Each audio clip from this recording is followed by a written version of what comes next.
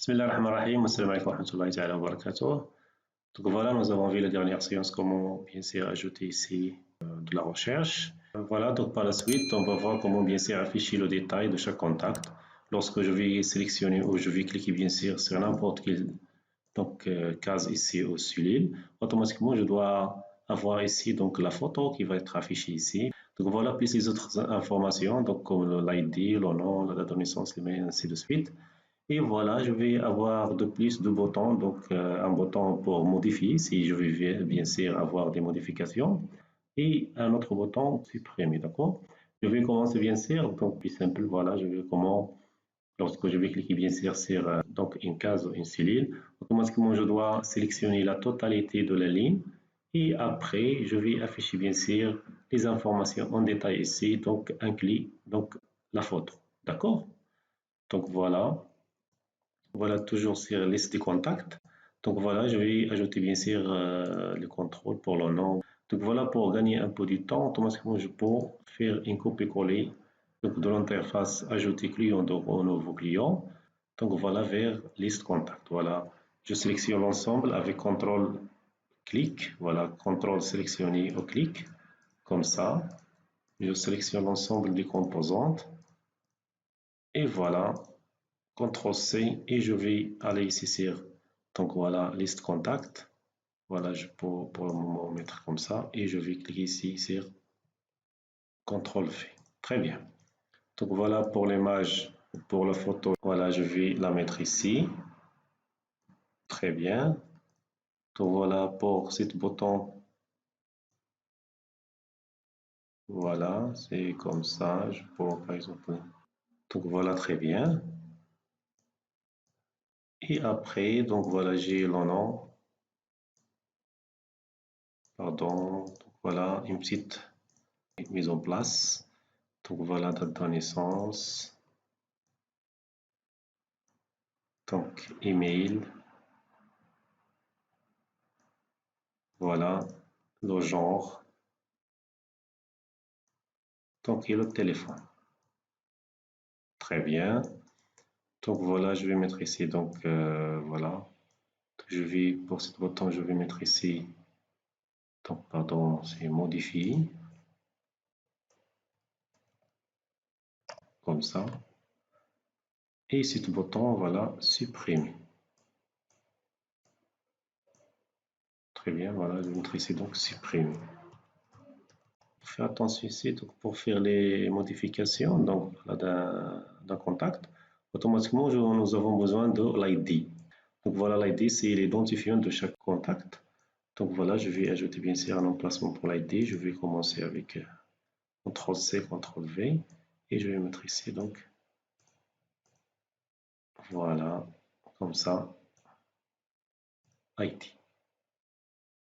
Donc voilà, pour le texte, je vais mettre ici donc ID. Ou comme ça, par exemple. Très bien. Très bien, voilà, je vais mettre ici tout simplement donc texte et ID. Voilà, je pense c'est bon. Il a gardé bien sûr les noms, donc texte et nom, texte et date de naissance, texte et email, texte et genre, et voilà, téléphone. Ou je peux mettre un peu de design comme ça. Voilà. Donc voilà, je vais mettre ici donc email. Et voilà, le genre sera ici. Très bien. Voilà, vous voyez ici, je vais mettre tout simplement ici donc, le bouton et le bouton supprimer. Très bien. Donc voilà, bien sûr, changer ton icône. Voilà, je vais chercher ici donc une icône. Update, voilà, je vais. Donc voilà, pour modifier, je peux mettre cette icône. Très bien. Et pour supprimer, voilà, je peux ajouter l'icône delete. Voilà, c'est très bien. Comme ça, c'est bon. Donc voilà pour ce bouton btn supprimer. Je vais mettre ici donc btn soit delete ou supprimer. Donc delete. Donc voilà ce ID, je dois bien sûr le verrouiller. Voilà, il est généré automatiquement, donc voilà, je ne peux pas le modifier. Donc je dois le verrouiller, je vais chercher Enabled, voilà, je vais mettre ici False, tout simplement comme ça. Il ne sera pas donc modifiable. Très bien, voilà, si je lance, je vais voir mon interface. Je peux ajouter un petit espace ici sur la fenêtre, sur le formulaire principal. Voilà, donc Explorator, FRM menu, et voilà, je vais ajouter donc un espacement ici. Très bien. Donc voilà, comme vous voyez, c'est très bien.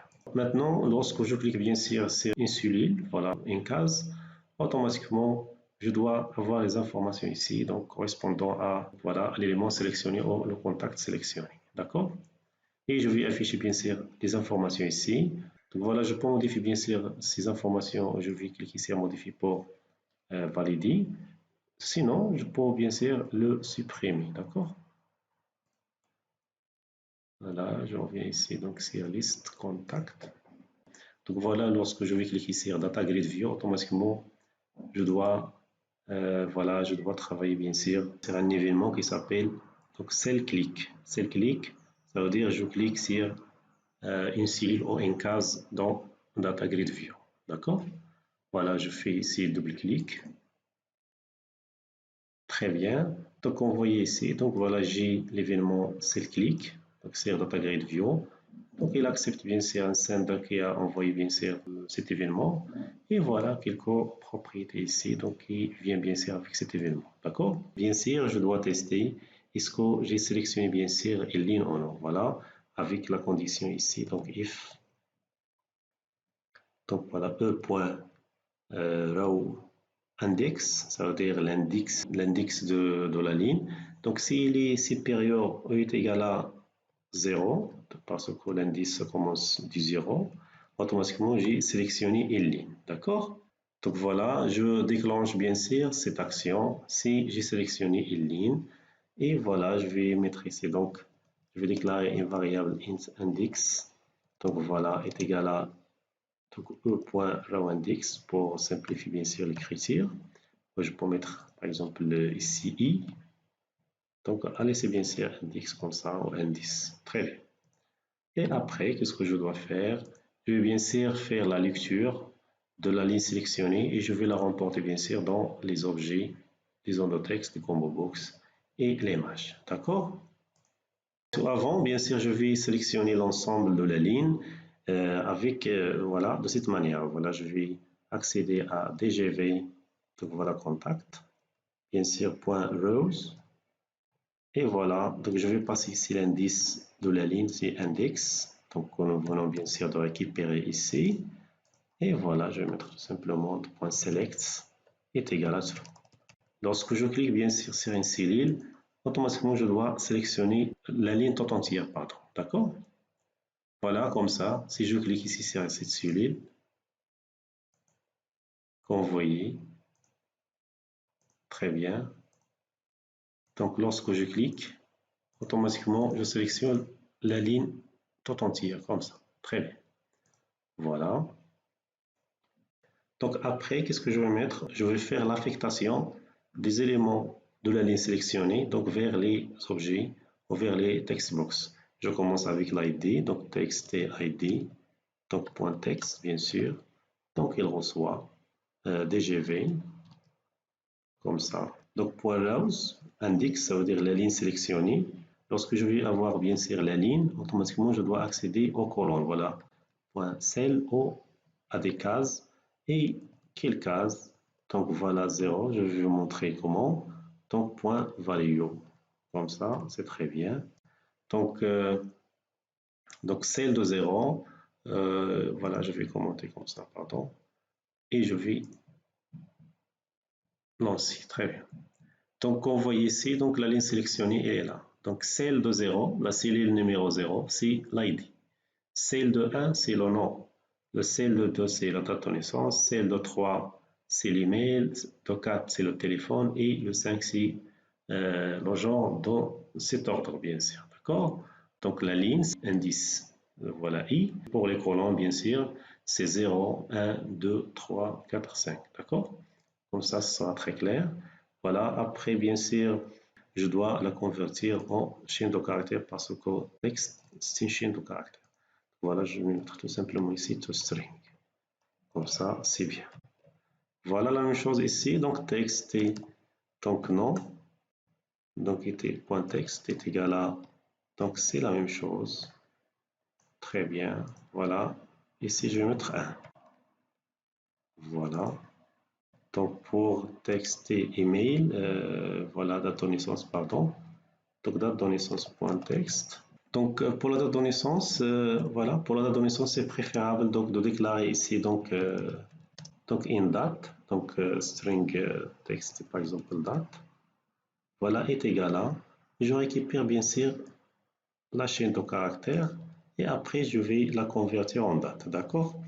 Donc si je vais récupérer bien sûr cette chaîne de caractères affichée sur DataGrid View, donc avec de cette façon, bien sûr ici C2, donc voilà de rows index, l'index sélectionné, 2 c'est la date de naissance, value.toString, d'accord? Et pour l'objet date de naissance, je vais mettre ici tout simplement txt, donc date de naissance.text, donc est égal à, voilà, datetime. Je vais passer par, donc voilà, ici datetime pour faire une conversion d'une chaîne de caractères à une date. Donc point parse, très bien, donc txt date, comme ça, voilà, point toString comme ça. Et je vais bien sûr ajouter ici la chaîne de conversion ou le format.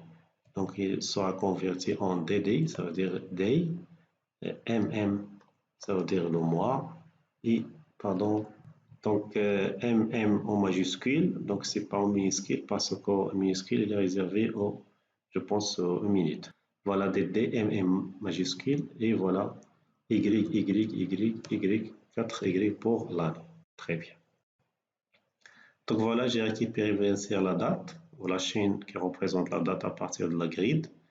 Je vais bien sûr la convertir en date, comme ça je vais l'affecter au datetime picker. Très bien. Donc après, je vais mettre ici donc texte et téléphone, donc point texte. Donc est égal à, donc c'est la même chose ici, donc très bien, je pense c'est 0, 1, 2, c'est 3 ici. Je pense c'est l'email après, donc voilà, je vais mettre ici donc texte et email. Voilà, je vais mettre ici donc le 3. Donc la même chose ici pour, voilà, j'ai dit donc l'email, le téléphone, pardon, ici c'est le téléphone. Donc voilà, c'est le téléphone. Et pour le téléphone, je vais mettre ici donc 4. Voilà pour le genre. Très bien, donc voilà, je vais mettre ici donc genre. Texte et genre est égal à C5, je pense. Très bien. Voilà, je vais enregistrer. Donc voilà, après, donc si je vais bien sûr exécuter et je vais tester. Donc voilà, si je clique bien sûr sur une cellule comme ça, donc la ligne a été sélectionnée et comme vous voyez, les informations sont bien sûr affectées comme vous voyez ici, donc 103. Donc cette valeur est donc à ne pas modifier. Donc voilà, il reste bien sûr comment récupérer l'image et l'affecter ici. Donc on va voir comment. Donc voilà, je vais retourner ici. Donc voilà pour l'image, voilà, je vais mettre bien sûr, donc j'ai dit une image, donc c'est un tableau des bytes, voilà, je vais déclarer bien sûr, donc bytes comme ça, donc un tableau des bytes, voilà, et img par exemple une variable, et je dois affecter bien sûr, donc c'est la même chose, voilà, nous avons ici donc le 5, voilà, c'est le 6 pour l'image. Donc même si l'image n'est pas donc affichée sur le data grid view, mais elle est bien sûr disponible parce que elle est déjà donc dans l'objet bien sûr liste contact. Voilà, je vais mettre ici donc 6. Donc voilà ici, je vais pas mettre ici un string, je vais récupérer la valeur bien sûr de la cellule et voilà automatiquement je dois forcer bien sûr la conversion en bytes automatiquement de cette façon. Je vais mettre ici donc bytes, donc crochet comme ça. Comme ça, je vais bien sûr récupérer cet objet. Donc, je vais la convertir donc en casting ici, donc convertir bien sûr donc en bytes et je vais l'affecter bien sûr à cette variable. Voilà. Je teste maintenant pour ne pas avoir bien sûr des erreurs. Je vais tester bien sûr if voilà comme ça. Donc voilà, si la photo est disponible, voilà, je vais mettre ici donc différents de nul. Donc, qu'est-ce que je vais mettre tout simplement? Je vais déclarer bien sûr un memory stream ici, comme ça. Donc voilà, je dois l'ajouter ici. Donc, voilà. Donc après, bien sûr, je vais tester ici. Donc si l'image est disponible, bien sûr, je vais déclarer bien sûr un memory stream. Donc à travers de cette image. Voilà, je vais passer ici. Donc img, comme ça, je vais créer bien sûr un memory stream qui va enregistrer une image. Donc un flux de données où je vais bien sûr stocker cette image. Très bien. Et après, je vais mettre ici donc picture. Donc voilà, pardon, text et picture contact.image est égal à donc image, donc l'objet image point pardon from stream et voilà ms parce que l'image a été déjà stockée sur le memory stream et voilà je vais bien sûr la récupérer avec cette méthode voilà image.fromStream ms. Très bien. Comme ça, je récupère bien sûr l'image et je l'affecte au contrôle picture box. Voilà, je vais mettre ici donc else, pardon. Tout simplement, je vais mettre ici donc text picture box. Si l'image n'est pas présente, automatiquement je vais mettre ici donc point image est égal à nul. Comme ça, je ne vais pas avoir de problème avec les valeurs nulles. Très bien. Donc maintenant, je vais exécuter. Très bien. Si je clique par exemple, comme vous voyez, donc il a affiché la photo que nous avons vu bien sûr dans les séances précédentes. Donc, voilà, j'ai affecté bien sûr la même photo sur l'ensemble des contacts ajoutés lors de l'initialisation de notre application. Voilà, je vais essayer bien sûr d'ajouter un nouveau contact comme ça. Donc voilà, je vais mettre Ahmed, un ami. Donc ici, donc je vais mettre un ami gmail.com. Pour le genre, c'est un masculin. Le téléphone, voilà, je vais mettre ici n'importe quel téléphone. L'image, comme ça, je peux mettre, voilà, ce monsieur, par exemple, et sauvegarder. Voilà, il est ajouté. Si je reviens maintenant, vous voyez, c'est Alami Ahmed. Lorsque je clique, donc l'image sera affichée ici. Donc voilà, lorsque je clique sur notre élément. Donc voilà, parce que nous avons affecté une image par défaut pour l'ensemble des contacts. Et voilà, comme vous voyez ici, c'est très bien. Donc on va voir comment bien sûr modifier cette image. Donc dans la prochaine séance, Inch'Allah. Donc lorsque bien sûr je clique sur, voilà, je clique ici sur bien sûr sur un élément. Voilà, les informations sont affichées ici. Voilà, je peux bien sûr ajouter le code ici pour parcourir et récupérer bien sûr une nouvelle photo. Je vais la stocker ici et je clique ici sur modifier comme ça, il sera bien sûr modifié. Donc le contact il sera bien sûr modifié. Donc voilà, merci à bientôt et à la prochaine séance, Inch'Allah. D'accord?